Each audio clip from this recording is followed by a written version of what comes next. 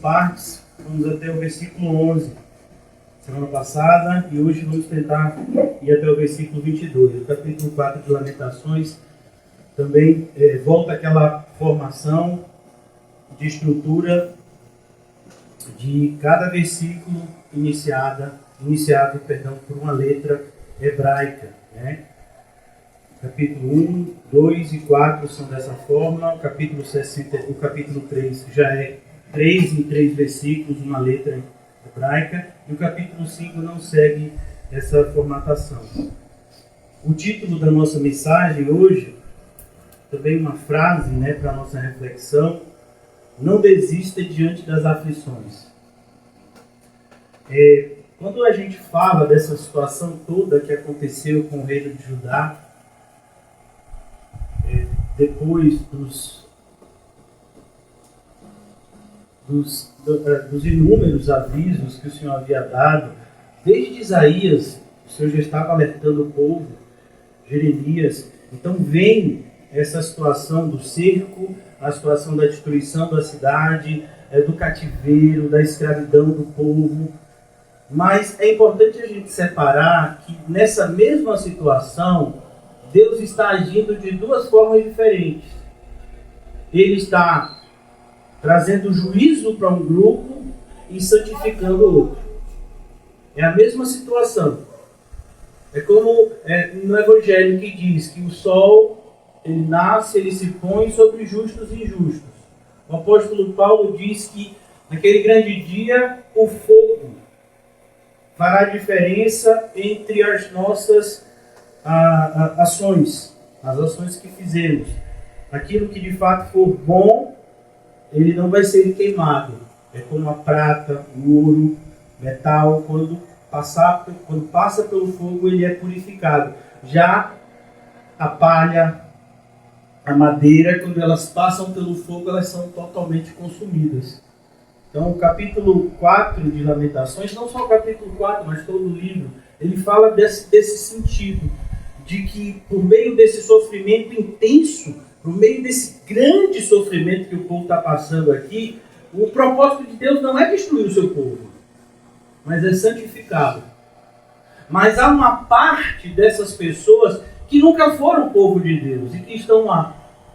Assim como a gente pode dizer hoje, desses sem números, desse número tão grandioso de pessoas que se definem como evangélicas, dezenas de milhões só no nosso país, a gente sabe que uma pequena parte é de verdade. Não é você dizer que é evangélico, você se associar a uma igreja. Isso não faz de você um evangélico. Um evangélico é aquele que nasceu de novo. É aquele que tem o evangelho do Senhor na sua mente e no seu coração. É aquele que está calçado com as sandálias da preparação do evangelho todos os dias. Então é preciso que a gente tenha essa ciência e que saiba diferenciar uma coisa de outra, para que a gente não desista diante das aflições. E antes de eu começar a exposição, eu tenho feito sempre isso, né? Antes da gente começar a exposição aqui em Lamentações, eu quero, a título de introdução, abrir com os irmãos uma passagem que eu creio conhecida de muitos de vocês, que é Hebreus capítulo 12, que fala justamente sobre esse princípio que eu quero apresentar para vocês hoje, nessa exposição do capítulo 4, né, a parte final de Lamentações. No capítulo 12 de Hebreus, eu vou fazer a leitura a partir do versículo 4, só para que a gente tenha uma compreensão melhor.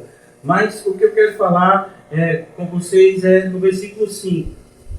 Mas preste atenção a partir do versículo 4, por favor. Hebreus 12. Ora, na vossa luta contra o pecado, ainda não tendes resistido até o sangue. Isso é para todos nós. A começar de mim. Eu sei que hoje estamos aqui e, se somos cristãos, eu quero acreditar que somos, todos que estamos aqui, e lutamos o dia todo contra o pecado que nos assediou de perto. Mas a gente não lutou com toda a nossa força, e a gente sabe disso. E mais ainda, a gente ainda está vivo. Isso significa que o pecado ainda continua nos assediando. Ele não para de assediar você quando você atravessa aquela porta da igreja. Você entra na igreja, o pecado continua te assediando na sua mente, trazendo preocupações, colocando ideias contrárias, fazendo uma série de coisas com você sentado, comigo aqui em pé. Essa ação, essa influência do pecado nas nossas vidas é ato contínuo, até a nossa entrada no céu. Então, por isso que ele está dizendo, o que ele está querendo mostrar aqui, o autor da carta aos Hebreus, é a luta não terminou. Nós não resistimos até o sangue, não chegou o final para nós. Então, por mais que esteja dura a luta, é melhor você se fortalecer, porque daqui a pouco vem chumbo de novo. Daqui a pouco vem dificuldade. Mas eu nem me recuperei da dificuldade de ontem. Já veio outras hoje. Meu filho, já devia ter se recuperado. Bora aí. Eu não me sinto tão cansado. É porque não está esperando no Senhor. A gente falou isso ontem, não foi? Porque quando esperamos no Senhor, Ele renova constantemente as nossas forças. Então, cuidado. Isso é para mim, viu, irmãos? Eu creio que para muitos aqui, mas principalmente para mim. E estáis esquecidos da exortação. Perceba, é algo que eles já haviam sido exortados. A ideia do autor aqui é, vocês já ouviram isso que eu estou falando com vocês, eu estou só lembrando, porque muito provavelmente a maioria de vocês, os autores dessa carta, vocês não, todos vocês são 10 de Bíblia, mas o pessoal dessa aqui, da carta, os destinatários, né, que receberam primeiramente. Estais esquecidos da exortação que, como filhos, discorre convosco. Ou seja, você está esquecido como Deus trata você, que é filho? Porque a gente tem sempre essa atitude, né, de achar, eu sou filho de Deus, e aí sempre que eu ouço isso assim, eu me lembro de como se diz, um panfleto, não é panfleto, é um adesivo que se vê em muitos carros, eu não sei se tem mais hoje, mas logo quando eu me converti tinha em muitos carros, né? Eu não sou dono do mundo, mas sou filho do dono. Então, quando você se torna um cristão, você tem essa consciência que é filho de Deus, então eu sou dono de tudo. Meu pai é dono de tudo. E aí a gente se esquece que ser filho de Deus significa que a gente vai ser cobrado em sermos santos como nosso Pai, Deus, é santo. E se a gente, filhinho, não for santo como o Pai é santo, papai que é santo vai disciplinar a gente. Não vai ser o diabo que vai disciplinar a gente. O diabo pode ser até um instrumento. Mas quem está disciplinando é Deus. Como a gente viu no caso de Lamentações, o instrumento foi um povo ímpio, os caldeus. Mas quem estava disciplinando era Deus, não eram os caldeus. Então aqui, ainda no versículo 5, diz assim: filho meu, quem aqui se sente filho de Deus? Aleluia! Aleluia! Então você é filho de Deus. A gente assistiu recentemente o filme A Paixão de Cristo. Ontem a gente viu, né, o Evangelho de Mateus. Mas vimos a Paixão de Cristo. Alguém tem dúvida de que Jesus Cristo é o Filho unigênito de Deus? E você viu o que aconteceu com ele? E ele nem merecia. Imagine a gente. Filho meu, não menosprezes. E a ideia aqui, é isso que eu quero trabalhar com vocês antes da gente começar a exposição do capítulo 4 de Lamentações, não despreze a correção do Senhor. A ideia aqui é que muitas vezes a gente não entende a correção de Deus. A gente tem uma ideia errada. Primeiro a gente tem uma ideia de que Deus está sendo ruim com a gente. Mas como Deus está sendo ruim, se Ele está fazendo algo para o nosso bem, que é nos santificar, que é tirar o mal que ainda reside em nós. Então não menosprezes, não trate a correção de Deus como fosse algo de pequena importância. Eu até falei também recentemente, antes de vir para cá, eu estava assistindo a pregação da semana passada. E eu me lembro que eu falei na semana passada exatamente isso. Às vezes a gente trata a correção de Deus como algo banal. E aí é um sério risco de você não estar entendendo o que é a correção de Deus. Ah, Deus me corrige o tempo todo, porque o tempo todo eu faço... Isso não é algo para a gente se gloriar. Isso é algo para a gente chorar como Pedro. Então é preciso que a gente entenda que a correção de Deus tem um propósito. A gente falou no início do estudo do livro de Lamentações como é importante o choro do arrependimento. E o choro do arrependimento, irmãos, ele, na vida de um cristão, que são vocês, que somos nós, ele muitas vezes vai acontecer vários dias seguidos. Talvez até todos os dias da nossa vida. A gente vai ter coisas que a gente vai chorar e a gente vai se arrepender. E a gente vai chorar. Mas não desprezes a correção que vem do Senhor. Não trate a correção do Senhor nem como algo banal, nem como algo injusto. É isso que Jeremias está falando lá para o pessoal que está sofrendo a invasão lá, a destruição de toda a cidade de Jerusalém, inclusive do templo. Uma quantidade de mortos absurdas. E os sobreviventes todos levados como escravos. Então ele diz, cuidado, não menosprezes a correção que vem do Senhor.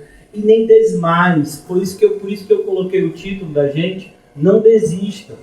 Desmaiar aqui, irmãos. Alguém aqui já desmaiou? Eu já. Você perde o sentido, né? Fechou, cai. Depois você abre o olho de novo. Estou aqui. Isso é se você for socorrido. Se não, você acorda cheio de pancada, né? Porque cai em algum lugar. Então, não desmais, não desista. Às vezes a gente corre o risco de querer desistir. De ficar de calundum, como é no meu caso. Né? Ah, tá bom, se Deus não está gostando do jeito que eu estou fazendo, eu vou fazer mais. Mas como assim não vai fazer mais? Se você parar de seguir o caminho do Senhor, quem é que vai ser prejudicado? Você ou o Senhor? Ah, se o meu cristianismo não é o cristianismo bíblico, então eu não vou ser mais cristão.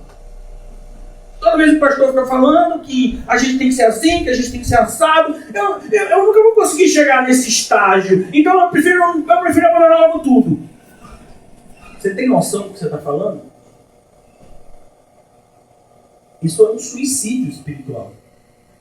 É o que uma pessoa faz, por exemplo, quando se joga de uma ponte. Essa ponte aqui, né, que algumas pessoas já se jogaram e morreram. É o que a pessoa faz quando toma essa atitude. Quando é corrigido por Deus, diz, então não quero mais. Não pode, irmãos. Não desista diante das aflições. Porque a gente sabe que muitas dessas aflições, quem foi que atraiu? A gente. É verdade. O nosso pecado que atraiu. Não desmaies quando por ele é reprovado. Ó, você já viu a cara de um aluno quando recebe a nota vermelha no boletim? Tem uns alunos aqui que já estão dando risada. Quando você recebe a reprovação numa disciplina, isso não tem idade, você tem uma faculdade. Sabe que a pessoa fica feliz? Reprovado, vai ter que fazer aquela disciplina de novo, no caso da faculdade. No caso da escola, você tem que fazer a série toda de novo. Já pensou o cristão? Eu vou mostrar um reprovado, Nicodemos, lá em João 3.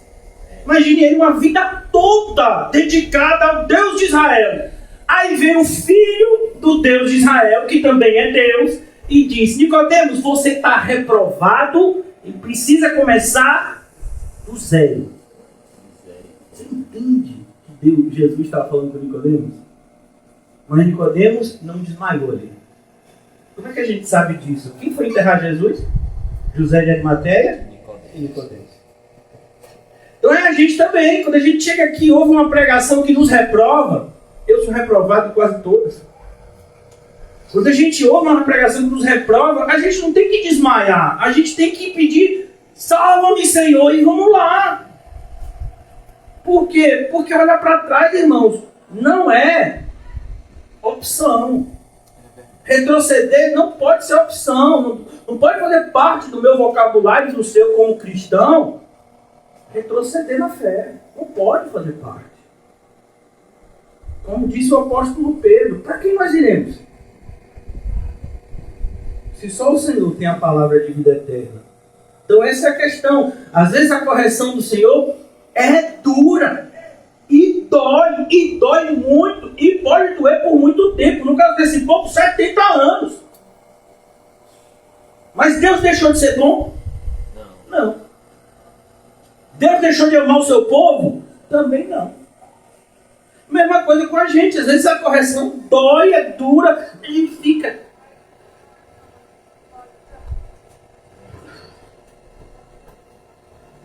Não. Sei não, viu? É assim, é? Sempre essa pergunta. É assim? Não, irmão, é assado. Nem desmaies quando por ele és reprovado, porque o Senhor corrige a quem ama.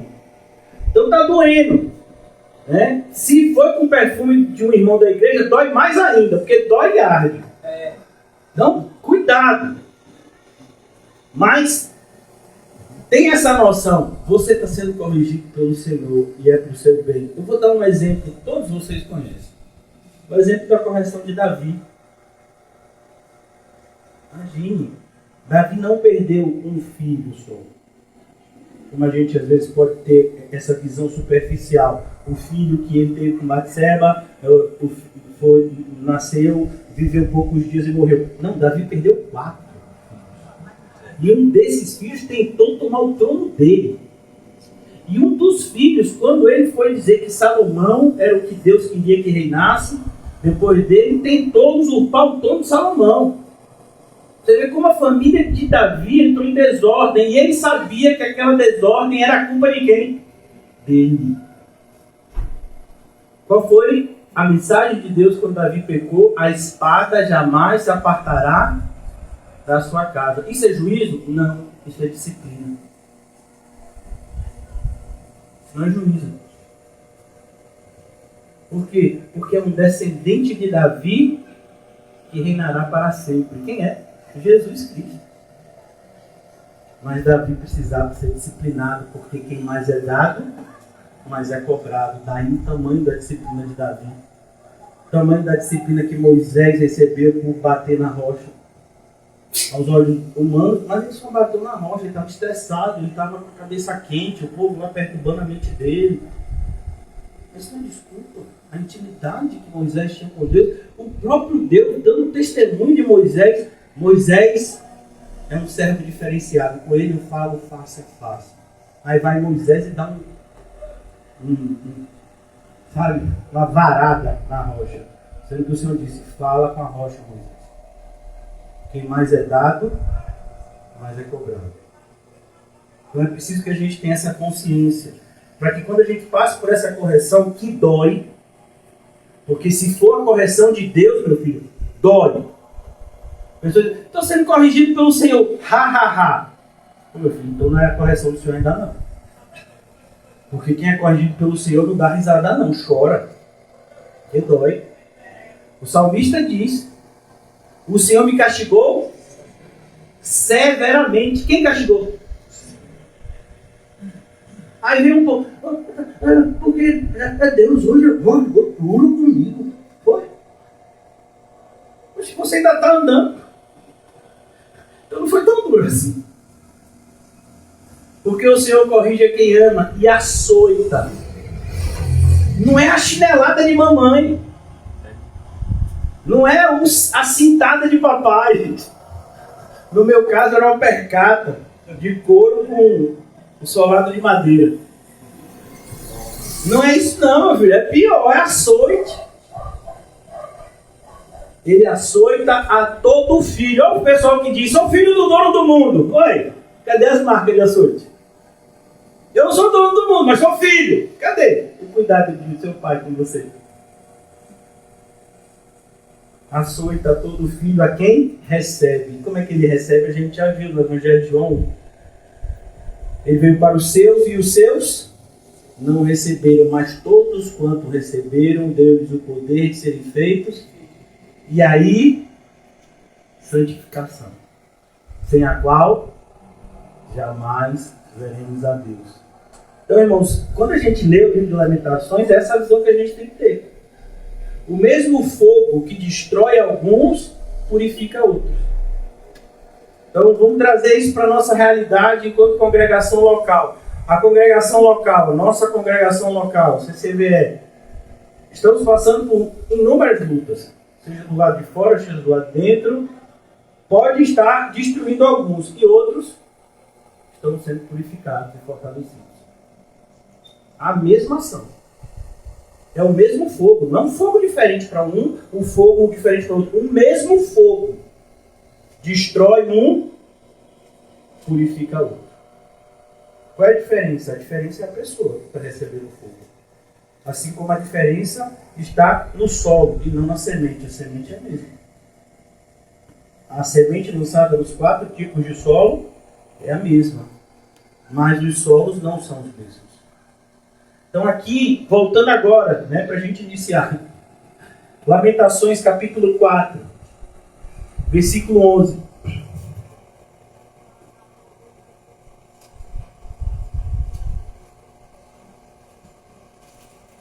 Todos encontraram?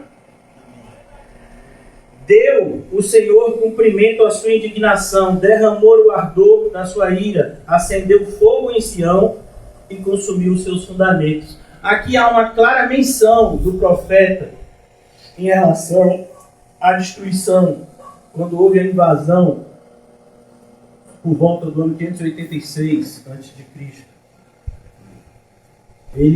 A ordem que foi dada pelo chefe do exército inimigo coloca fogo em tudo, principalmente no templo. Muitos diziam que colocaram fogo no templo para eles retirarem o ouro que havia no templo. Havia muito ouro no templo. E eles queriam levar essas riquezas para o seu reino. E aqui você olha você olha com olhos humanos e você pensa que é o quê? Que são os ímpios que estão triunfando. Não, aqui é a mão de Deus. É Deus que está fazendo isso. Então a gente está vivendo um país passando por um momento difícil. Quem é que reina sobre todo mundo?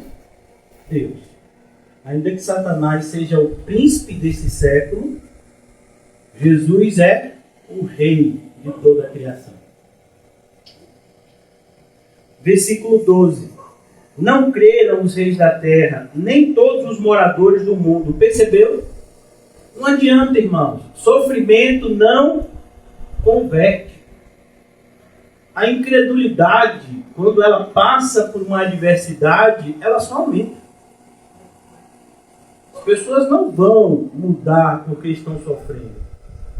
Quando a graça alcança o pecador, a graça usa todas as formas, inclusive o sofrimento, para aproximar o pecador de Cristo. Mas não é o sofrimento em si que nos faz uma nova criatura. Por que eu estou falando isso com tanta ênfase? Porque todos vocês provavelmente já ouviram o que eu ouvi. Quem não vem pela dor, vem pelo amor. Ninguém de vocês veio pelo amor, nem eu. A gente veio por um amor, o de Cristo por nós. Ah não, mas eu sempre, desde pequenininho eu sempre amei a Cristo, então está precisando nascer de novo, viu? Porque esse seu amor não é o de verdade. É o natural. Quando tiver uma decepção, abandona. Ah, veio pela dor. Também ninguém veio pela dor. Dor não converte. A gente vem por um chamado eficaz, por uma eleição que aconteceu antes da fundação do mundo, por uma regeneração que é uma ação exclusiva de Deus e que não há nem 0,5% de participação nossa. Nada. É tudo Deus. É tudo a sua graça. Por isso a gente tem que tomar cuidado, irmãos, que o mundo que a gente vive, por mais que se torne um mundo religioso como é o nosso, vai continuar de costas para Deus. Hoje, antes de começar o culto, a gente estava conversando sobre a atitude escandalosa de muitos que se dizem evangélicos. Evangélicos que batem, que ameaçam de morte, que roubam, que fazem coisas abomináveis, como disse o apóstolo Paulo na carta aos Coríntios, fazendo coisas que nem os descrentes têm coragem de fazer, os evangélicos estão fazendo agora. Agora, 2022, agora, hoje, 3 de janeiro de 2023, perdão. Muito evangélico fazendo coisas assim que os ímpios, que não conhecem a Deus, não fazem. Esses evangélicos também são ímpios, mas são disfarçados de evangélicos. E aí é perigoso a gente confundir eles como irmãos. Eles não são. Cuidado. Não creram os reis da terra, nem todos os moradores do mundo, que entrasse o adversário e o inimigo pelas portas de Jerusalém. Olha que coisa. Mas como é que eles não creram se Jeremias tinha profetizado isso da parte de Deus? Como eles não creram? É como Jesus disse. Os discípulos estão olhando para a formosura do templo. Esse templo destruído, ele é reconstruído na época do profeta Ageu e ele passa por uma mega reforma na época de Herodes. E se torna assim uma grande atração, com pedras formosas, vindas de lugares distantes. E os discípulos estão maravilhados, discípulos que seriam, no nosso linguajar, gente do interior, quando chega na capital. E vê uma escada rolante. Como é esse negócio, vai? Você viu uma pessoa que é do interior mesmo? Você acha que sobe escada rolante? Não, meu filho, cadê a escada? Eu vou lá no meu pé. Esse negócio aí eu não confio, não. E essa caixa que fecha e diz que vai levar você para cima, chamada elevador, não entro não, cadê a escada? Então eles estão olhando para a formosura do templo. Aí vem Jesus e diz, não ficará pedra sobre pedra que não seja derrubada. Não tem nada. Não vai acontecer isso. Meu filho, 40 anos, no ano 70 depois de Cristo, o general Tito chegou lá, mesma atitude que o líder aqui dos caldeus teve, e destruiu tudo, inclusive o templo. Mesma destruição, repetindo. Mas as pessoas ficam, né?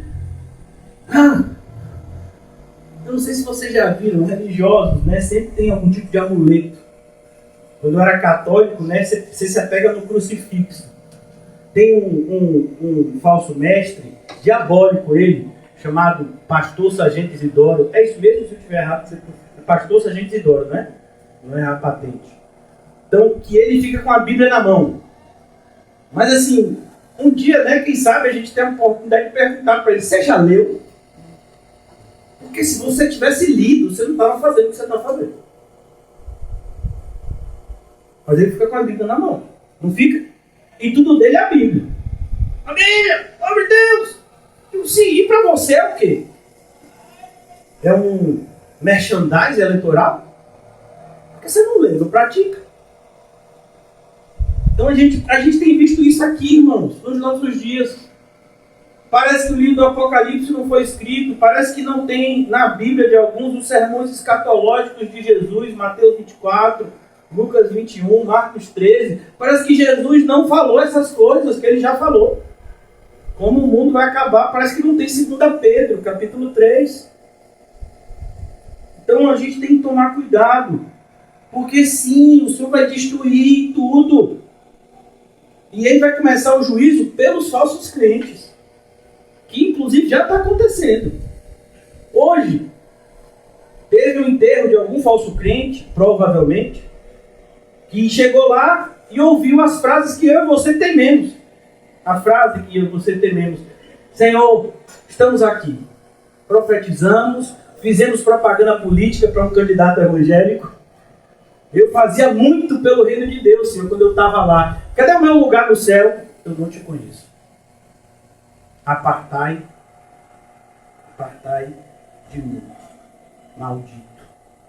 Imagine Jesus dizendo isso para o crente que foi enterrado hoje, que se achava crente, que tinha certeza que ia para o céu. Isso, irmão, olha, às vezes a gente tem uma ideia assim, a gente tem que tratar, realmente, a gente trata os idosos com todo cuidado, né, com todo carinho, mas O fato de uma pessoa ser idosa não justifica o erro bíblico, não.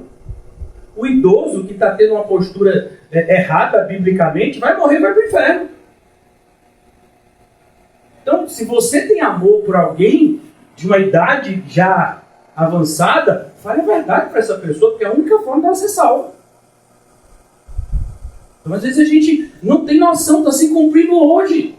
Tem gente que hoje ouviu isso. Eu não te conheço, mas como o senhor não me conhece, Senhor? Passei 30, 40, 50 anos na tua igreja. Eu sei todos os versículos da Bíblia decorados. Mas foi isso que ele pediu? Não. Então o povo está vendo aqui, e nem os povos circunvizinhos estão acreditando. O povo de Deus está destruindo o seu próprio templo. Pois é. Para você ver como Deus não se apega a coisas feitas por mãos humanas. Por isso que a nossa dedicação aqui na casa de Deus é pelas almas.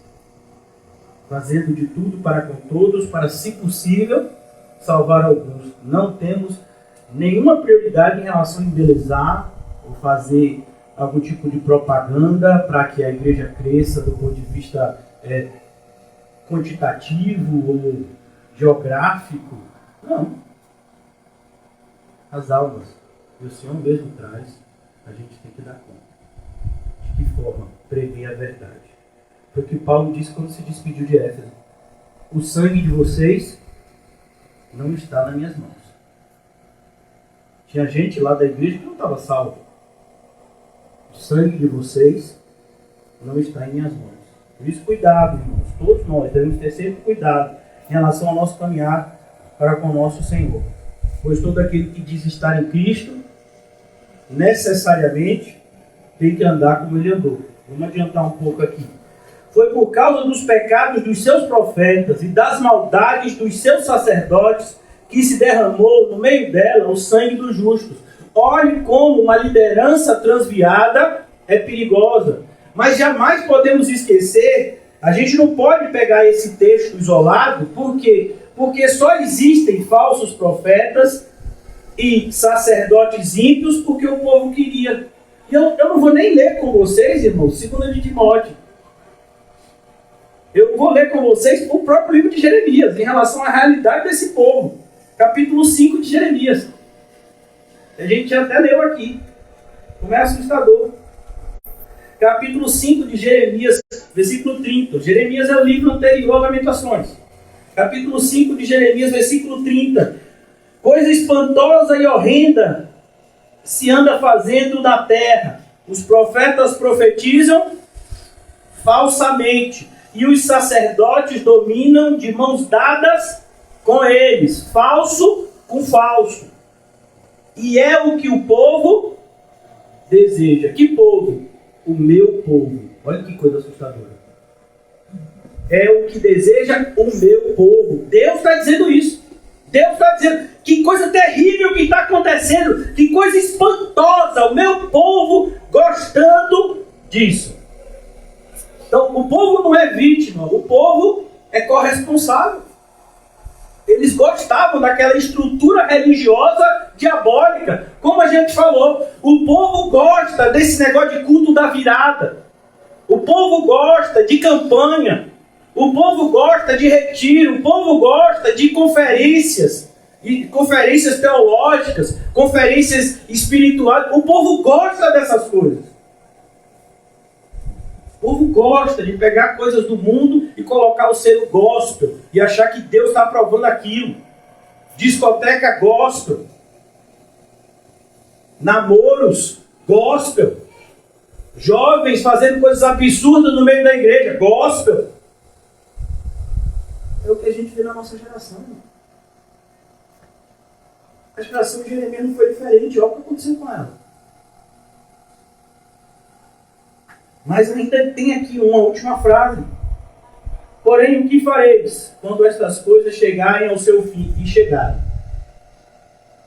Lamentações é o fim dessas coisas. Teve uma hora que Deus disse lá do céu, basta. Não tolero mais. Aí você diz assim, não, mas pastor, isso aconteceu no Antigo Testamento. Não, isso aconteceu também no Novo. Vocês nunca leram a carta a Tiatira? Matarei os seus filhos, e todos saberão que eu sou o Senhor. Deus continua do céu dizendo basta para muitas coisas que estão acontecendo hoje na igreja. A gente que não vê. Às vezes você vê o noticiário, tal pessoa, tal líder religioso morreu. Você acha que Deus não está por trás disso? Está acontecendo com determinadas igrejas. Você acha que Deus não está vendo isso? Tem uma hora que Deus diz basta, e aí basta mesmo. É o que a gente está lendo aqui em Lamentações 4:12, 4:13. Por causa dos pecados dos seus profetas. Olha como há uma responsabilidade em relação a gente que prega. No Novo Testamento diz que padeceremos, todos vocês que têm algum tipo de ensino, seja em casa, padecemos duplo juízo. Qualquer evangelismo que a gente faça, duplo juízo. Será que naquilo que eu prego, eu não sou reprovado? Então aqui ele diz, foi por causa dos pecados dos seus profetas. Os profetas que enfrentaram, os profetas que se colocaram em oposição a quem? A Jeremias. Estava Jeremias sozinho. Né? Depois veio Baruque, mas Baruque não era profeta, Baruque era um ajudante de Jeremias, para Jeremias não ficar sozinho. E o próprio Baruque teve uma hora que deu assim, né? Será? É só isso mesmo? Aí Deus olha para Baruque e diz, Baruque, você vai ser salvo, ainda está achando pouca coisa. Baruque, não, senhor, perdoa, foi mal. Vai ser na gente, né? Senhor, que dureza! Quer dizer que para ser salvo é desse jeito, né? Por quê? Você prefere ser condenado? Não, senhor, desculpa, foi mal. Então é preciso que a gente entenda, irmãos, como Deus ele dá um outro nível ao pecado da liderança religiosa. Todos vocês sabem que as palavras mais duras de Jesus foram contra os fariseus. Mateus 23 está lá. O discurso mais duro de Jesus. Justamente contra esse pessoal que estava lá. Que estava com a responsabilidade. Por mais que a liderança, né, assim, no seu topo, fosse dos saduceus, mas quem liderava mesmo eram os fariseus, porque quem era responsável pelo ensino eram os fariseus. A sua grande maioria, a maioria esmagadora daqueles que eram, né, os que ensinavam a Bíblia nas sinagogas, eram os fariseus. Os saduceus, eles se dedicavam muito mais às questões administrativas, porque eles não acreditavam em muitas coisas bíblicas. Foi por causa dos pecados dos profetas, dos seus profetas, das maldades dos seus sacerdotes, que se derramou no meio dela o sangue dos justos. Olha como é perigoso. Por isso que às vezes, uma vez surgiu uma pessoa aqui, de tempos em tempos surge, né? Pessoas que caem do paraquedas aqui, e dizem, uma igreja bíblica, e de repente começa a mesma ideia, já apareceu algumas vezes. Mas vem cá, quer dizer que uma pessoa que está congregando numa igreja herética há muito tempo, quer dizer que ela não é salva? É claro que não. Se é a verdade que liberta e a pessoa que está numa igreja herética nunca ouviu a verdade. Isso é uma lógica, irmão. Mas é a nossa emoção que não deixa a gente ver isso. O nosso coração muitas vezes nos cega. Porque a gente quer acreditar que aquela pessoa, principalmente se for uma pessoa mais velha, né, uma pessoa assim, que a gente tem algum tipo de vínculo emocional, não é aquela pessoa, eu gosto tanto daquela pessoa, uma pessoa tão boazinha, rapaz. Ela está na igreja herética, mas eu sei que ela tem assim, uma sinceridade na devoção dela a Deus. Vem cá, você acha que os islâmicos não são sinceros na devoção a Allah? Eles são salvos? Sinceridade não salva não, irmão. Sinceridade é importante como requisito, como um dos requisitos da verdadeira fé. Mas ele não é o único. Tem gente que está sendo sincero na falsa fé. E está condenado. É duro dizer isso, mas tem que ser dito, irmão. Porque a verdade tem que ser dita por alguém. Na época de Jeremias era só ele. Porque o povo não queria nem falar. Ia desagradar muita gente. Versículo 14. Erram como cegos nas ruas. Quem erra? O que foi que Jesus falou? De quem seguisse os fariseus. Eles são guias cegos. E se um cego segue outro cego, o que acontece? Eles caem no barranco. Erram como cegos nas ruas. Andam contaminados de sangue. Todos vocês sabem que o sangue para os judeus, ele era muito importante nos rituais praticados, do ponto de vista do cerimonialismo judaico. Então, quando você tocava em sangue, você ficava cerimonialmente impuro e precisava passar por rituais de purificação. Como se quando você tocava em um animal morto, você também estava impuro. Precisava se purificar para se tornar de novo cerimonialmente puro para participar das cerimônias religiosas. Então aqui está dizendo, o povo está andando o tempo todo contaminado. É como uma igreja, onde as pessoas não estão arrependidas do seu pecado. Elas estão contaminadas e contaminando a outros. Porque a estrutura é assim, quem está contaminado, quem toca no contaminado, fica contaminado também. É como na época dos judeus, se um leproso tocasse em alguém, aquele que foi tocado pelo leproso estava contaminado, tinha que passar por cerimônias, até que pudesse ser de novo inserido na sociedade. Então aqui está falando dessa questão de como é importante a gente se apresentar diante de Deus com a consciência pura. É importante a gente falar isso na ceia. A gente é lembrado, olha, examine-se o homem a si mesmo, para que possa então participar da ceia. De tal sorte que ninguém lhes pode tocar nas roupas. Olha que coisa. Como disse um pastor há uns 200 anos atrás. Ele estava pregando, mas uma espécie de profecia que está se cumprindo nos nossos dias. Ele disse que daqui a alguns anos vai ser mais fácil encontrar uma agulha no palheiro do que uma igreja pregando o Evangelho. E é o que a gente está vivendo. A gente só tem visto hoje em dia motivadores no culto, usando o culto para todo tipo de propósito, menos o que ele foi estabelecido, que é pregar o Evangelho.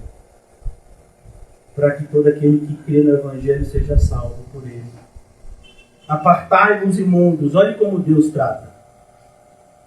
Gritavam-lhes, apartai-vos, apartai-vos, não toqueis. Quando fugiram errantes, dizia-se entre as nações, jamais habitarão aqui. Por isso, cuidado, irmãos. Às vezes a gente tem um pensamento assim, eu vou sair da igreja e eu vou para outra igreja, ou não vou para a igreja, e vai dar as coisas certas. Se Deus botar a mão, até os ímpios vão fechar a porta na sua casa. Quando Deus bota a mão, é isso daqui, ó. Eles estão fugindo errantes, mas os próprios ímpios que não acreditavam no Deus de Israel, olhando como eles estavam sendo tratados pelo Deus deles, disseram, não quero conta com isso. Aqui não.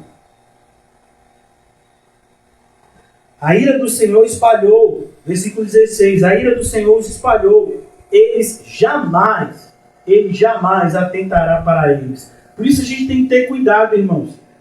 A gente nunca sabe a diferença de um desviado para um apóstata. Porque uma pessoa que passa um tempo ausente, uma pessoa que passa às vezes por uma crise de fé, isso pode acontecer.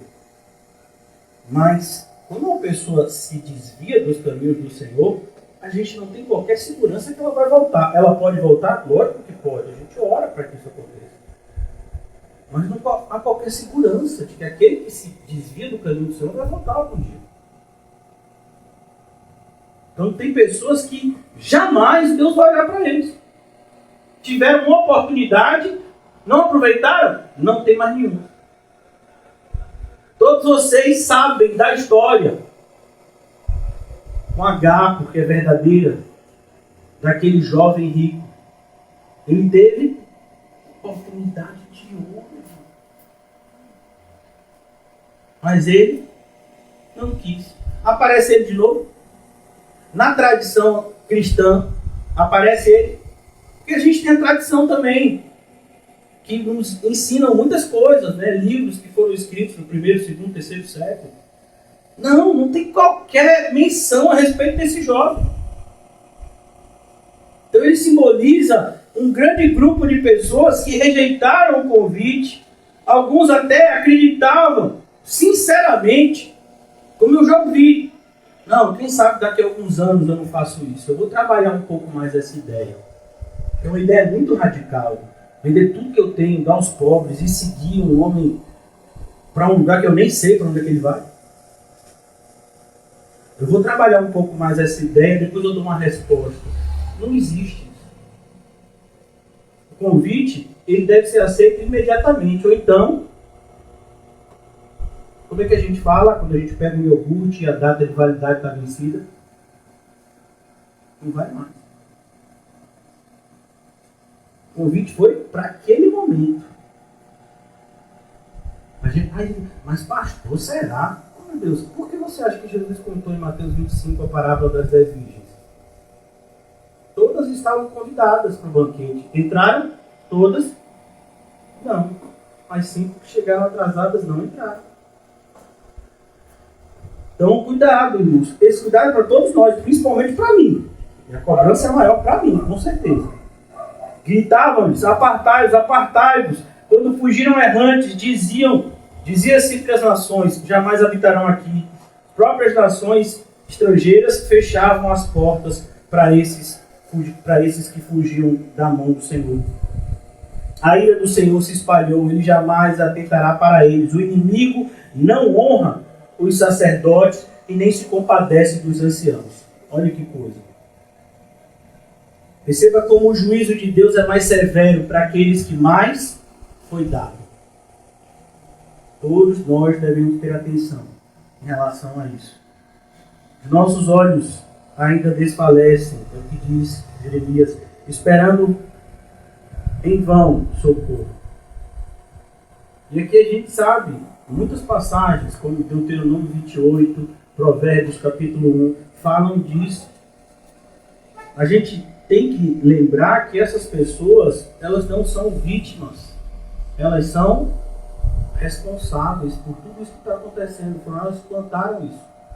A mão do Senhor esteve estendida, convidando elas para se reaproximarem dele por meio do arrependimento, e elas rejeitaram continuamente esse convite. São convidaram essas pessoas constantemente por meio do arrependimento, e elas escarneciam e rejeitavam. E agora elas estão colhendo os frutos das suas ações, as consequências das suas ações. Então, o povo inimigo não vai honrar os sacerdotes, nem se compadecerá dos anciãos. Versículo 17. Os nossos olhos ainda desfalecem, esperando em vão socorro. Temos olhado das vigias para um povo que não pode livrar. Muitas vezes a gente está buscando socorro em quem não nos pode ajudar. E nem vai. Quantas vezes a gente deixa de buscar ajuda em Deus, achando que a gente ainda tem alguma ajuda no mundo para buscar? E o mais triste, de grande parte dos evangélicos, é que Jesus, buscar ajuda em Jesus, em Deus, é sempre a última alternativa, quando deveria ser a primeira. A gente vê isso na igreja. Muitas vezes pessoas chegam aqui depois que bateram em todas as portas e estavam fechadas. Não, então só sobrou Jesus. Eu vou ver se ele me ajuda. Quando a gente deveria buscar o Senhor sempre em primeiro lugar, porque Ele é o nosso socorro bem presente. Se somos de fato cristãos. Então os olhos estão desfalecendo. Temos olhado das vigias, né, os lugares mais altos, para um povo que não pode livrar. espreitavam os nossos passos. Você acha que os ímpios estão fazendo o que com a gente?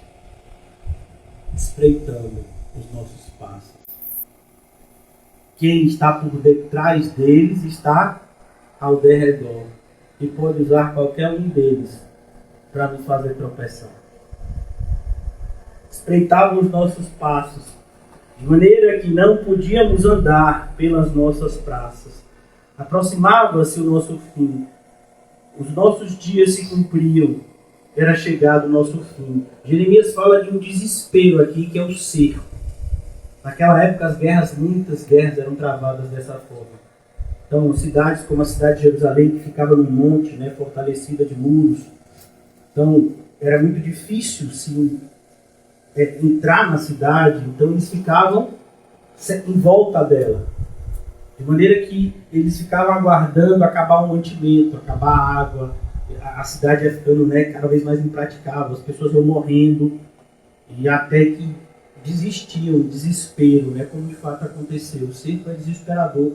A gente viu mães que mataram seus filhos para comer. Canibalismo. E não um canibalismo qualquer, um canibalismo familiar. Você assassinar o seu filho para comer. Absurdo isso. Né? Mas aconteceu. E aconteceu no meio do povo de Deus. Coisa que a gente nem ouve ímpio fazendo. Olha como é o egoísmo. Quando Jesus fala que o espírito imundo sai e se a casa continuar vazia, volta mais 7, Jesus não está exagerando e nem brincando. O religioso é a pessoa mais perigosa do mundo. Quem você acha que arquitetou e executou o atentado que a gente falou recentemente das Torres Gêmeas? Religiosos islâmicos. Radicais. Guerras que foram travadas na história, a maioria delas tinha um pano de fundo religioso. Guerras que estão sendo travadas hoje, algumas têm pano de fundo religioso. Pessoas religiosas são muito perigosas. Por isso devemos ter muito cuidado. E principalmente para que nós não nos tornemos assim. A pior perversidade de todas, irmãos, é a nossa. Por isso a gente tem que tomar cuidado quando a gente de alguma forma é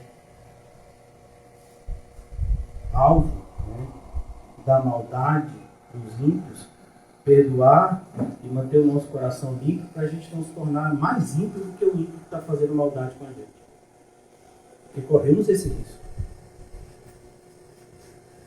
Versículo 18. Espreitavam os nossos passos, de maneira que não podíamos andar pelas nossas praças. Aproximava-se o nosso fim. Os nossos dias se cumpriam, era chegado o nosso fim. Versículo 19.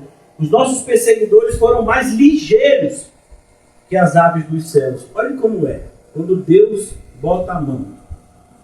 Não adianta, irmão. Você pode ser o melhor corredor do mundo. Você não vai conseguir fugir do juízo ou da disciplina de Deus.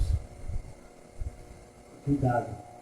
Sobre os montes nos perseguiram, no deserto nos armaram ciladas. Versículo 20. O fôlego da nossa vida, o ungido do Senhor, foi preso nos foges deles. E aqui não é Jesus não, viu, irmãos? O ungido do Senhor era uma terminologia que se era usada para o rei de Israel. Principalmente depois do rei Davi, todo mundo esperava o rei que reinaria para sempre, Jesus. Então, o rei ungido, o último rei, foi Zedequias. Sabe o que aconteceu com ele? Ele conseguiu fugir com seus filhos, mas ele foi alcançado pelo exército inimigo. Aí o rei disse para o rei inimigo, né? O profeta disse que eu não morreria pelas tuas mãos. O profeta disse, né? Isso é verdade. E matou os filhos dele na frente dele e depois o cegou e deixou ele vivo,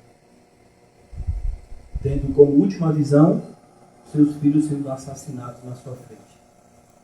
Foi isso que aconteceu com o ungido do Senhor, com o rei Zedequias. Aquele que devia liderar o povo e não liderou. Aquele que deveria ter ouvido o conselho de Deus pela boca de Jeremias e não ouviu. Ele poderia ter evitado isso que aconteceu com ele com seus filhos quando Jeremias entrou dentro da casa do rei. E assim, sabe, tratando o rei como se fosse uma criança mesmo. Tá vendo aqui? Eu estou usando um jugo. Deus está dizendo que a gente tem que se submeter a esse povo estrangeiro, porque o próprio Deus está enviando eles, porque a gente tem dado as costas para Deus por muito tempo e a gente precisa ser corrigido.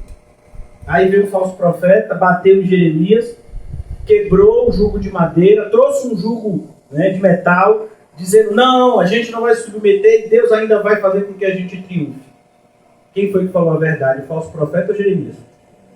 Mas o rei acreditou em quem? O falso profeta. Nós temos essa inclinação natural para acreditar na mentira. Todos nós. Você olha para uma barra de chocolate e diz lá, baixa caloria. Você acredita? Irmãos, até hoje, é algo assim que eu me lembro da minha infância, né? Ou seja, 35 anos atrás. Essas propagandas de aparelhos de abdominal que diz, você vai ficar com a barriga lisinha, fazendo 5 minutos desse aparelho por dia. Como a pessoa acredita nisso, irmão? Então você vai comer feijoada, você vai comer, né, só coisa saudável.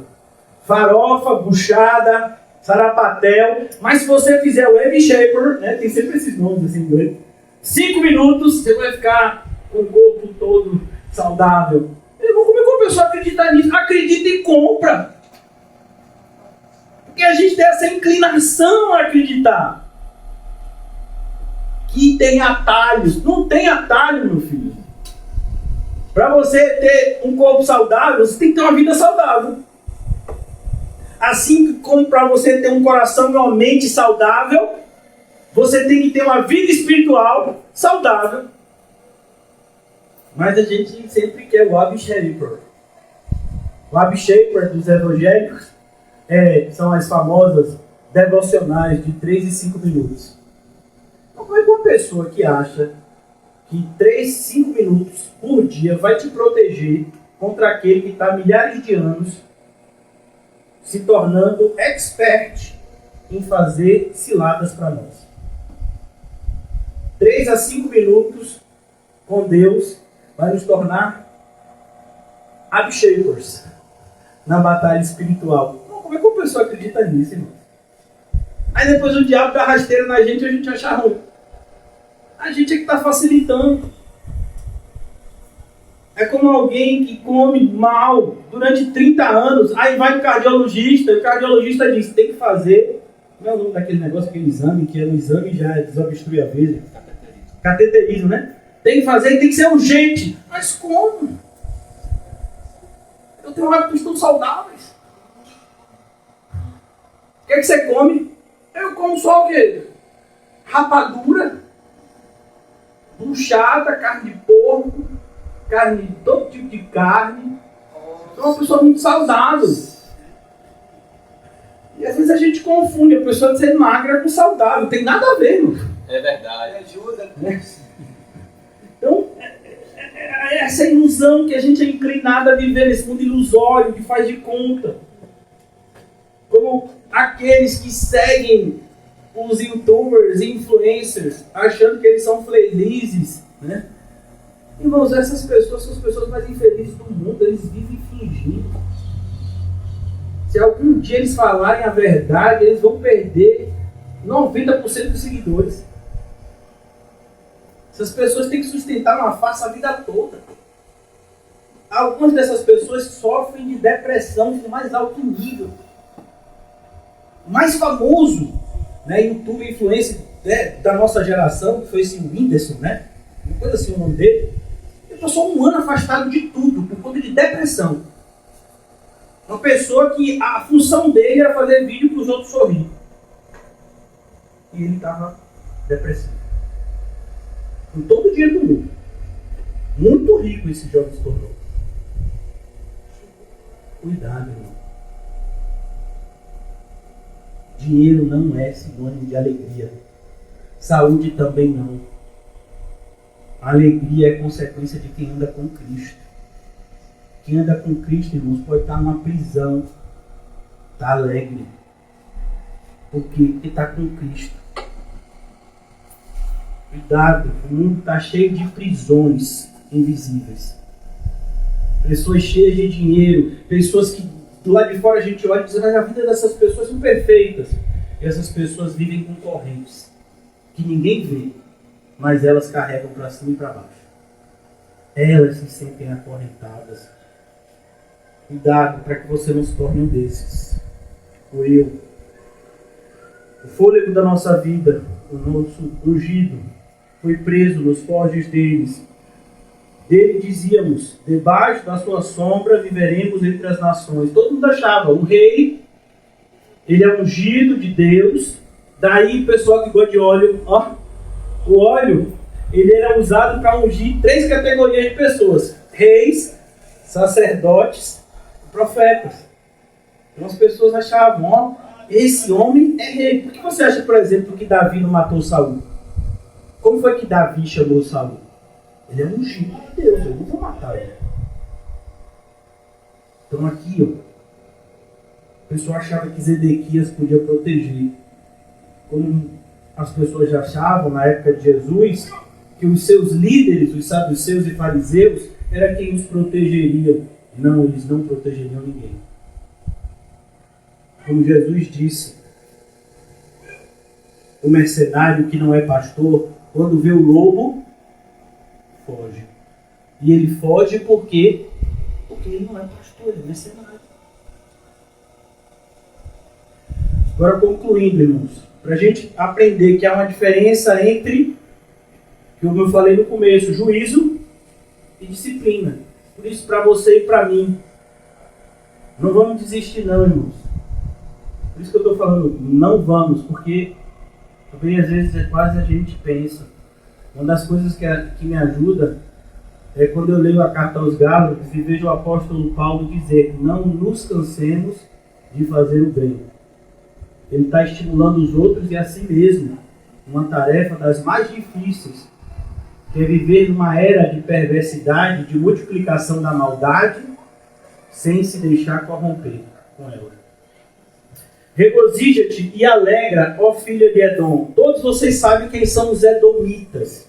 Os edomitas, eles eram, por assim dizer, parentes dos israelitas, né? Mas eles tinham essa inveja deles.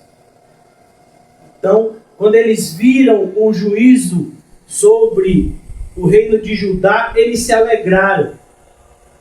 Para a gente ter uma ideia assim, né? É como, por exemplo, tem uma rivalidade muito grande aqui no nosso estado entre 2 times, né? Bahia e Vitória, não é isso mesmo?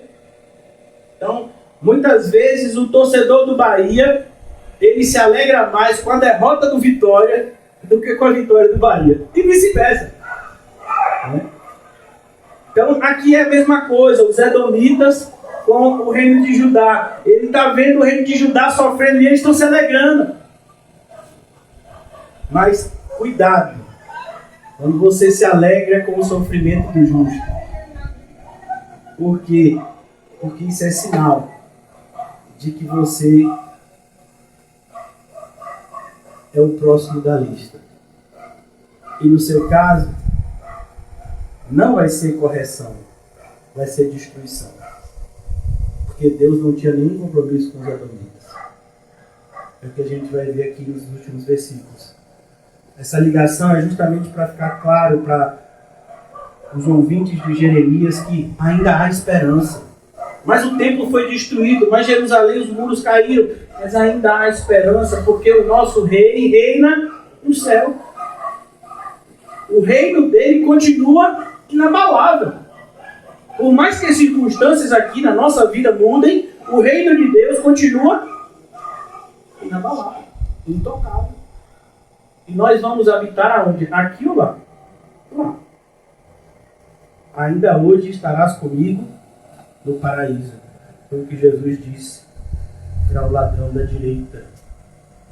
que se arrependeu. Regozija-te e alegra-te, ó filha de Edom, que habitas na terra de Uz. O cálice se passará também a ti. Embebedar-te-ás e te desnudarás. Olha que coisa. Falando para eles, cuidado, vocês estão se alegrando com a destruição do povo de Deus, mas essa destruição vai chegar em vocês também. É como muitas vezes o falso crente olha para a vida do cristão, como muita gente olhou para a prisão de Paulo e deu risada. Não era Paulo que era usado daquele jeito? Não era ele que combatia tão contundentemente as heresias? Onde ele está? Preso, vai ser decapitado por Nero a qualquer momento. Era ele aí que você dizia que era o instrumento de Deus. Onde ele está? Qual você acha que foi o destino das pessoas que disseram isso do apóstolo Paulo? Paulo morreu e foi para o céu. E as pessoas que não deram crédito ao evangelho que ele pregou? Você acha que foram para onde? Por isso a gente não tem que ter nenhum tipo de rancor ou sentimento que não seja o amor em relação a essas pessoas. Mas as pessoas estão nos tratando mal, mas as pessoas estão nos desejando mal. As pessoas muitas vezes desejam o nosso mal expressamente. Tem gente que nem esconde, fala. Estou só contando os dias para cair a sua carapuça. Ou a sua, seu disfarce. Tem gente que acha isso de mim e de você. Mas a gente sabe em que a gente crê. A gente sabe de onde a gente foi tirado. A gente sabe onde a gente está agora. A gente sabe com quem a gente se encontra toda vez que a gente ora. E por isso a gente não pode se permitir influenciar pela maldade que sai da boca de alguns. Mas muito pelo contrário. Se as pessoas nos dão mal, a gente só pode dar o bem. Cada um dá o que tem. O ímpio dá o mal, porque é só o que ele tem. O crente dá o bem. A Bíblia diz que a gente paga o mal com o bem. Por quê? Porque a gente só tem o bem para pagar.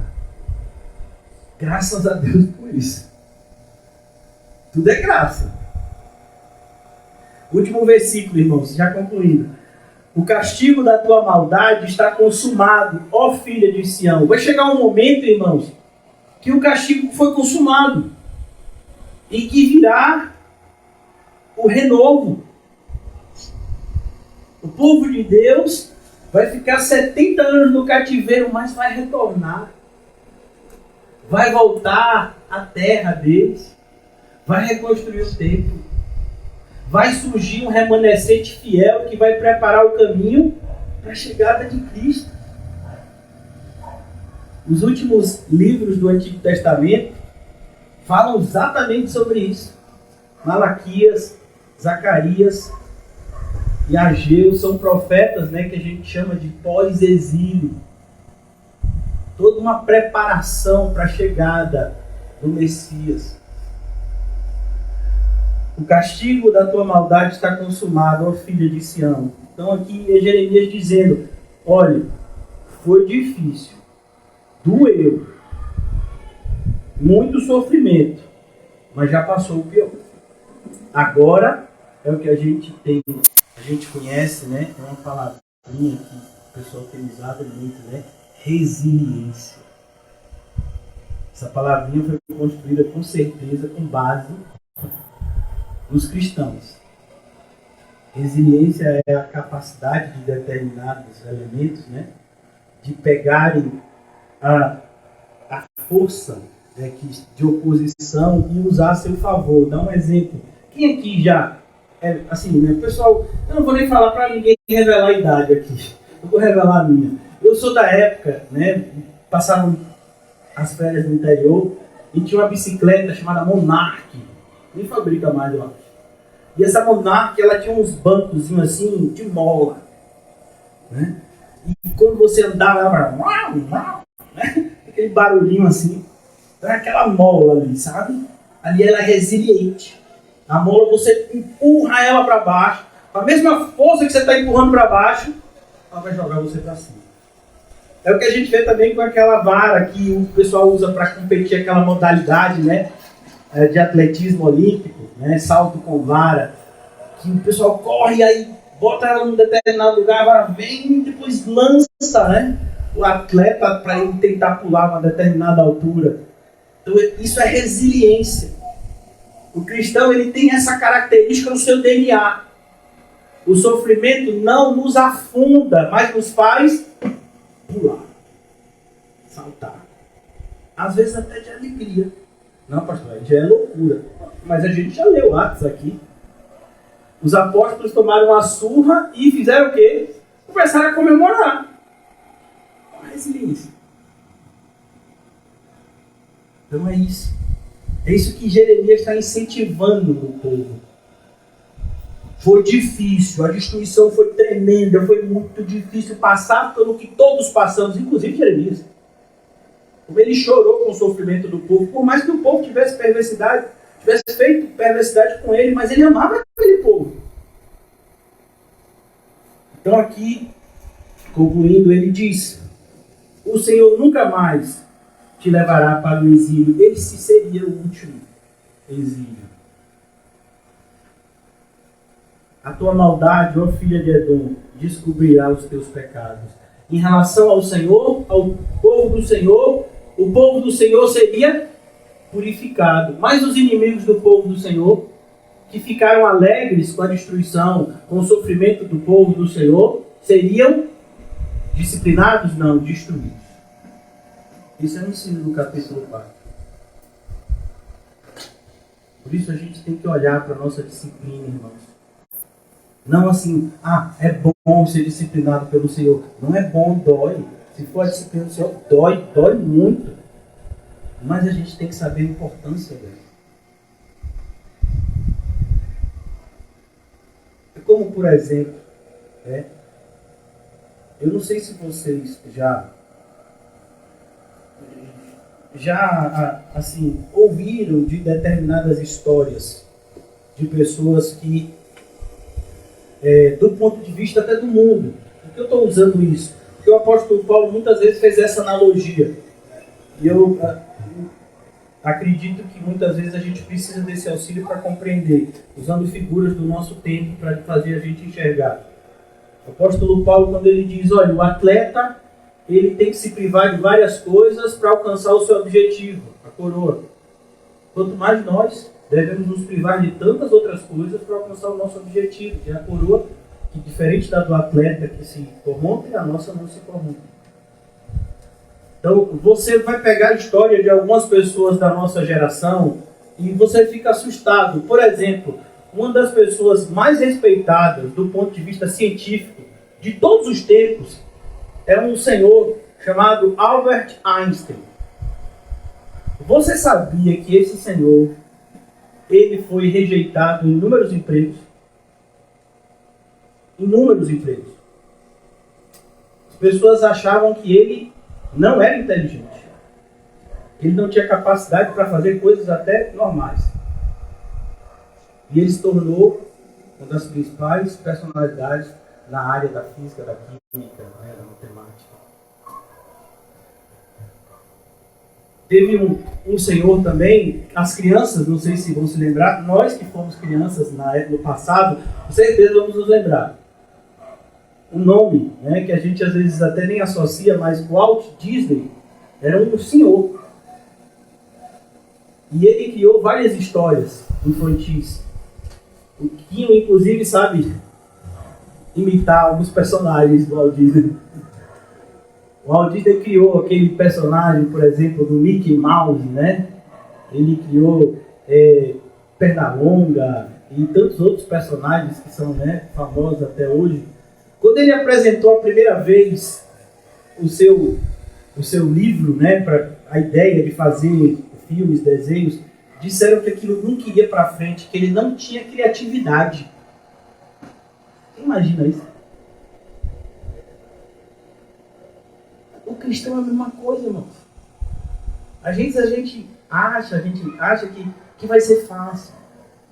E aí quando a gente descobre que vai ser difícil, o que é que a gente pensa? Em desistir. Quando eu era mais jovem, eu gostava muito de jogar um esporte, por mais que não pareça, por causa da minha altura, basquete. Né? Eu sou baixo, mas eu sempre gostei muito de basquete. Eu sou da geração de um atleta famoso no basquete chamado Michael Jordan. Peguei a época de assistir ele jogando. E Michael Jordan, e eu fiquei assustado quando eu soube da história dele.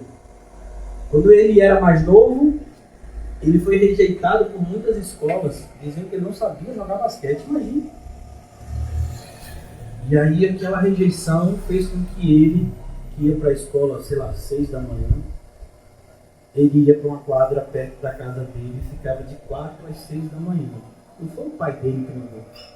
Ele tinha 13 para 14 anos, não foi o pai, não foi a mãe, não foi ninguém. Ele começou a arremessar, até acertar. Aí teve uma hora que ele disse, eu tenho que acertar até de olho fechado. E começou a treinar com os olhos fechados. Depois ele se tornou o jogador que ele se tornou. A reprovação fez com que ele se dedicasse a um ponto. Ele conseguiu superar todos os outros e se destacar mais do que todos os outros.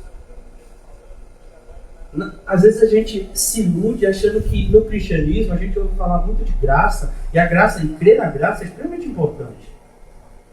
Mas a gente, muitas vezes, se aproveita da graça para tirar da gente todo tipo de responsabilidade. E querer colocar tudo nas costas de Deus. Como se Deus não tivesse dado a mim e a você nenhuma tarefa. Nenhuma ordem. Nenhum esforçai-vos, como ele disse, por entrar pela porta estreita. Parece que Jesus não disse o que disse. Que a marca da gente como discípulo era que a gente renunciou a tudo, tomou a cruz e segue a ele. O seu exemplo. Aí na primeira reprovação, a gente quer desistir. Alguém com razão olha pra gente e diz, vem cá, que tipo de crente é você? Nem vai pra igreja? Você é crente, nem frequenta a igreja que você diz congregar?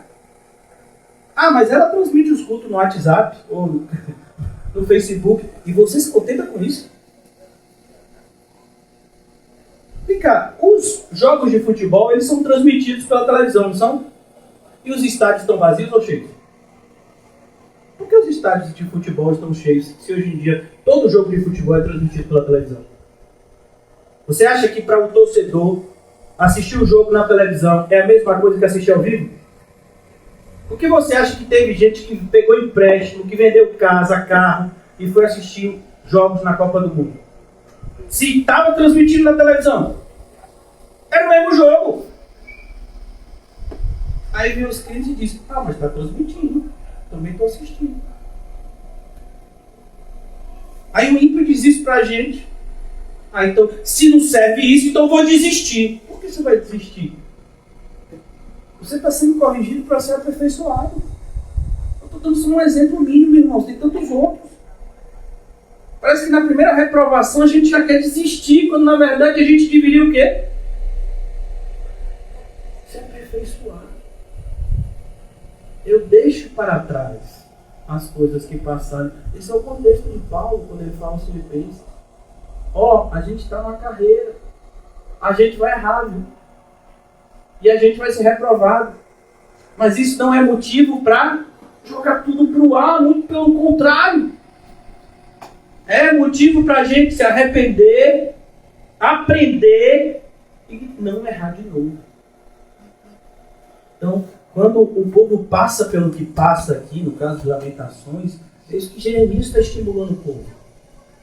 Gente, doeu. Eu sei, foi muita mortandade, foi muito sofrimento. Mas é isso aí, vamos lá, bola para frente. Deus continua sendo Deus. Se a gente se arrepender, a nossa comunhão com Ele é restaurada quando? Instantaneamente. Então quer dizer que o sofrimento vai parar na hora? Não, para o nosso próprio bem. Mas agora vai ser um sofrimento suportável porque a graça está lá. Ele nos permite suportar e até o ponto de que o sofrimento a gente vai até se alegrar nele. Porque a graça é capaz de fazer isso. Então que a gente começar de mínimo. Nesse ano de 2023, a gente não pense em desistir. Desistir não é opção. Olhar para trás não é opção. A gente já está nesse nível da caminhada. Irmãos, a gente aqui, a maioria de nós que está aqui, conheço todos vocês que estão aqui. A gente já tem uma caminhada. Vai desistir agora. Porque foi reprovado. Porque teve algum tipo de decepção inesperada. E a decepção que mais decepciona é a nossa. Não sei se com vocês é assim. Mas quem mais me decepciona sou eu. A decepção que mais me deixa assim, abalado é a minha. Quando eu passo por determinados momentos e falo, meu Deus, não é possível, a essa altura ainda isso. Mas e aí? Eu vou desistir? Não. Peço perdão ao Senhor e ajuda para continuar. Para nem pensar em olhar para trás. Por quê? Porque olhar para trás não tem nada de bom para a gente. Só vai ter ilusão e destruição. Que o Senhor nos ajude, irmãos. Todos nós. Eu quero terminar a exposição de hoje dizendo para vocês e para mim, Deus é bom. Eu sei que a sua vida, a minha vida, não está como a gente espera. Por quê? Porque os nossos planos não eram bons. Por mais que a gente pense que fosse, e eram. Por mais que a gente, não, senhor, mas eu fiz tudo direitinho, eu botei no papel. Eu estava esperando, se acontecesse do jeito que eu premeditei, eu ia estar feliz agora. Não, você não ia. Mas ainda que você tivesse, você estava feliz e indo para o inferno. É isso que você queria? Então, por isso que é o momento da gente, sabe, como eu disse a vocês, ser resiliente. Pegar todo esse nosso sofrimento, toda a oposição, toda a maldade que as pessoas fizeram contra nós e transformar em algo bom. Transformar isso em elemento de crescimento, em uma mola propulsora que vai nos ajudar a sermos melhores cristãos a cada novo dia. Porque o fogo que não nos destrói nos aperfeiçoa. É o que está acontecendo com a gente. Vamos orar. Obrigado, Senhor. E me perdoa, Senhor. Me perdoa de muitas vezes não acreditar e pensar assim em desistir. Me perdoa, Senhor. Ajuda-nos, Senhor, a enxergar o quão abençoados já somos com toda sorte de bênçãos espirituais que já estão disponíveis para cada um de nós. Quão maravilhoso, quão maravilhosa é a vida daquele, o judeu de Israel, Senhor. Esses é que são verdadeiramente felizes. Ó Senhor, nos ajuda a enxergar, como disse Asaf, que Deus é bom para com o seu povo. Obrigado, Senhor Jesus, pelo teu amor. O teu amor, Senhor, imensurável, que permanece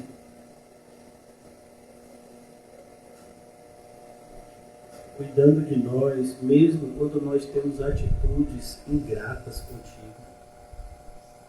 Fala por mim, Senhor, me perdoa. Mas eu tenho sido ingrato contigo em tantos momentos, por conta de circunstâncias adversas. Ajuda-nos a enxergar, Senhor, que essas circunstâncias, elas são sempre para o nosso bem. Pois o Senhor jamais faria nada para o nosso mal. Obrigado, Senhor Jesus, por ser o nosso pastor.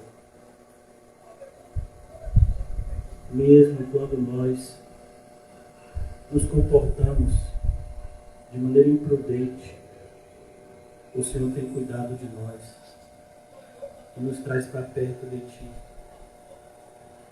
E nos leva a pastos verdejantes, águas que refrigeram a nossa alma. que nos momentos mais sombrios da nossa existência na Terra, quando muitas vezes chegamos a perder a esperança, o Senhor se apresenta e renova a nossa fé, a nossa esperança e o nosso amor. Somos eternamente gratos, Senhor, pelo Senhor jamais desistir de nós. Por isso eu rogo, Senhor, que nós também jamais venhamos a desistir de Ti. Que as circunstâncias do tempo presente, Senhor, não nos afastem de Ti, mas que a Tua graça nos faça enxergar todas elas da forma correta, como um caminho que nos aproxima mais e mais de Ti e da nossa eternidade em glória ao Teu lado. Abençoa-nos, Senhor, como Teu povo e guia-nos como Teu rebanho. Em nome de Jesus, amém? E graças a Deus. Saúdem-se mutuamente e vão para casa em exultação de espírito, dizendo para vocês mesmos, milhares de vezes é o que eu vou fazer, que Deus é bom para com o seu povo. Amém.